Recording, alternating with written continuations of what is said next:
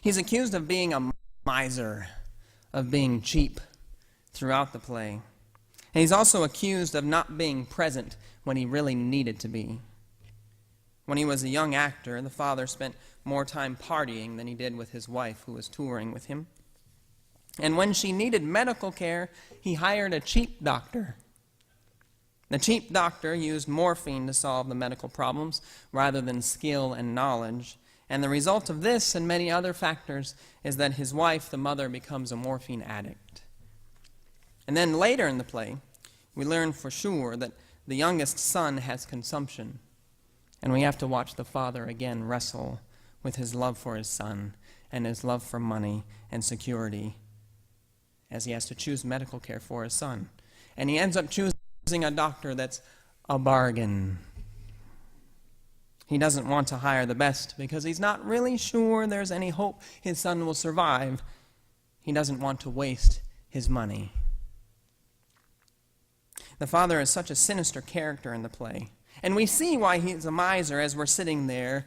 It's all explained. We can understand it. But it's still so ugly.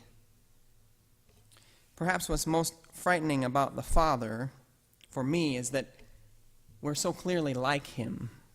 Seeds of him live in all of us, or at least they certainly live in me. I can see them in me. These two issues of time and money that he wrestles with are what we all wrestle with as we seek to give ourselves to our most important relationships. Time and money will come into play as we're raising children, as we care for adult parents or adult siblings, as we live in committed relationships or maintain friendships. Our relationships take time. They take old-fashioned time, lots of it. But we also need time for ourselves, too. How much? We also need time to make a living, but how much of a living do we really need? What kind of a living or lifestyle do we really need? There's no right answer to these questions. These are issues we need to sort out for ourselves.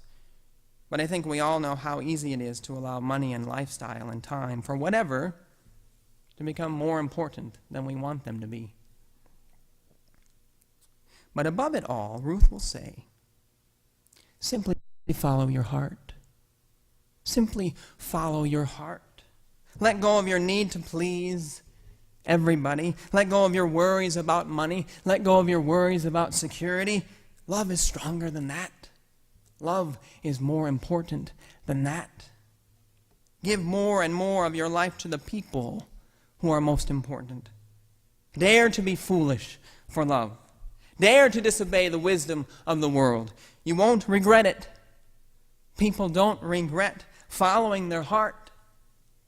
You can make changes. Change your mindset, change your lifestyle, change for the sake of the one you love. It's possible. Love is the heart of God. Of course, it's possible. And off Ruth goes. Forgetting security. Forgetting concern about money. Just focusing on who she loves and Naomi, that person she must give her life to. And we're left admiring her. And we're left reminded of the power of love. And left with challenging yet life-giving and hopeful questions to ponder. And this is good news for us. Thanks be to God. Amen.